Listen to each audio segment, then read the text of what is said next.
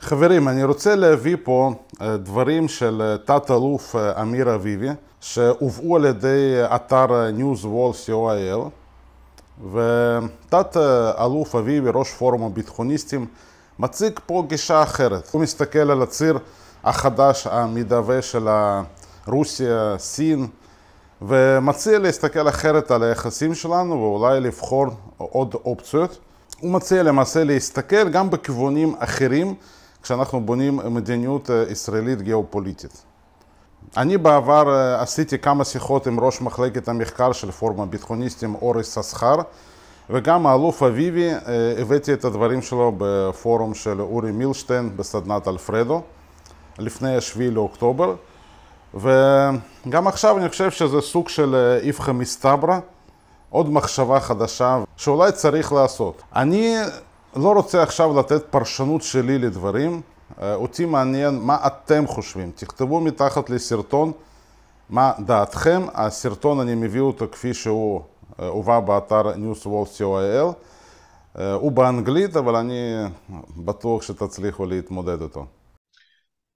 So I think that what we see, I would say, even globally, on the global level, due to the dynamics of the Russian-Ukrainian war and the sanctions that were imposed, we see in the last 2 years, basically Russia, China, Iran, North Korea, all getting closer and closer together, trying to overcome the sanctions, creating an economical ecosystem that can bypass the sanctions. And part of it, we see also the creation of BRICS, and this year also BRICS growing with more countries joining, like Saudi Arabia, Iran, Egypt, and other countries. And the overall dynamic in the globe is that we are constantly moving from I would say, a multipolar globe to a bipolar globe, East and West, or East, South, and West. And this is, I would say, challenging and dangerous for global stability. And it feels somewhat like the era between US and the USSR, when every country had to choose what side they want to be. And we see more countries moving towards China, Russia. We see a contest in Africa, we see it in the Middle East. And this is in a world where the West overall is showing a very low willingness to show power, and therefore the world is not stable. When the East looks at the West, they say, okay, sure, the West potentially is strong militarily, but with zero willingness to use power. Mm-hmm. And if sanctions are not really effective anymore, the world stability of Israel and really being the only real anchor the US has in the Middle East, we see that the ability of the US for sure to rely on Saudi Arabia or Egypt or other countries, cannot be taken for granted. We see how Egypt and Saudi Arabia, both of them joined BRICS, and also the fact that China today is trading in the Middle East more than $500 billion a year, while the US trade shrunk to like $70-80 billion, creates a challenge for the US, and therefore the importance of Israel are good. And I think that for Israel, it's important to keep good relations with Russia. There are many Jewish Russians in Israel. There are many Jews in Russia. And therefore, and also the presence of Russia in the north, in Syria and so on, is something that requires us to really coordinate and have good relations.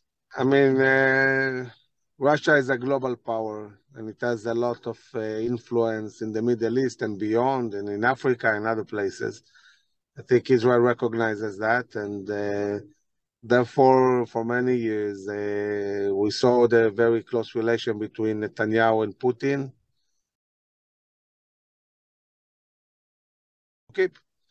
To keep and work on it. But Israel's expectation from Russia is to stop Iran and make sure that Iran doesn't become nuclear. And it's a relation that we need to deal with the Iranian issue. This is an Israeli expectation that Russia won't empower our biggest enemy that is fighting against us. Well, I think that just before the war began, I knew, being a military person and knowing and understanding what this kind of scale of war is, that the war is going to be devastating. And I thought that maybe there wasn't enough done to try to prevent this war from the beginning and try to find some accord between Russian interest and Ukrainian interest.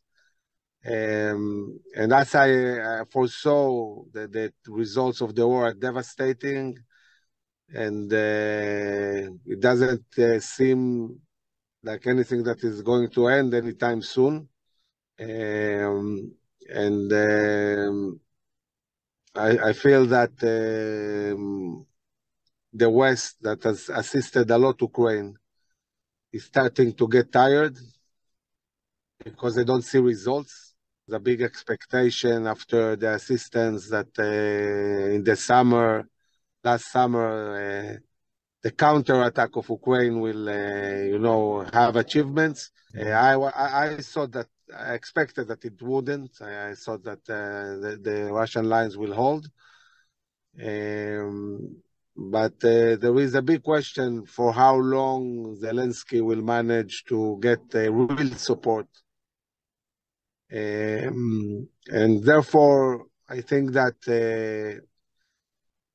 in maybe half a year, if there is no change, there will be a moment when the West will have to seek some kind of resolution and find a solution with Ukraine and Russia in a way, again, that globally we can take Russia closer to the West and not create an Eastern Front, which I think for the West overall, it's not good.